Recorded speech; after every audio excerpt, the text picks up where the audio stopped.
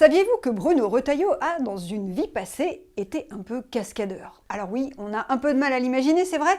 Et pourtant, sous ses airs de séminariste, de sénateur poli et bien élevé, celui qui est annoncé au puissant ministère de l'Intérieur cultive des passions bien cachées. Lorsqu'il était jeune, par exemple, il a été cavalier pour le spectacle équestre du Puy du Fou en Vendée, c'est sa terre de cœur, et il a fini plusieurs fois à l'hôpital à force de faire de la voltige à cheval. C'est là que Philippe de Villiers l'avait repéré.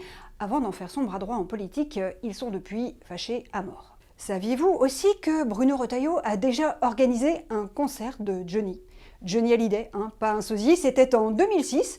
Ce fou de musique, plutôt baroque et classique, avait convaincu le producteur de la star, Jean-Claude Camus, de faire venir l'idole des jeunes au petit festival de poupées à 2 pas de chez lui. Retailleau a aussi fait du théâtre, il a dirigé une radio qui s'appelait Radio Alouette, et il a officié aussi comme metteur en scène au Puy du Fou, allant jusqu'à tourner des clips, oui, dont un avec Didier Barbelivien en train de jouer au piano, le piano de Bruno Retailleau.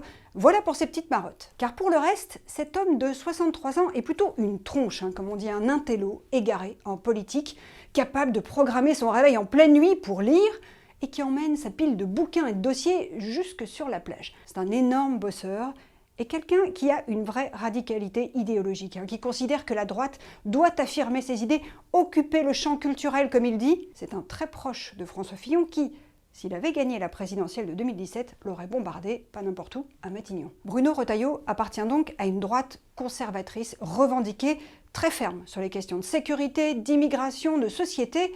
Il a notamment été un opposant farouche à la réforme Taubira qui a mis en œuvre le mariage gay. Alors comment, me direz-vous, la greffe a-t-elle pu prendre avec la Start-up Nation macroniste? Eh bien, on l'a un peu oublié, mais en février 2017, le futur président Emmanuel Macron avait eu ces mots qui, à l'époque, avaient fait scandale sur la manif pour tous. On a humilié cette France-là, je cite, CQFD.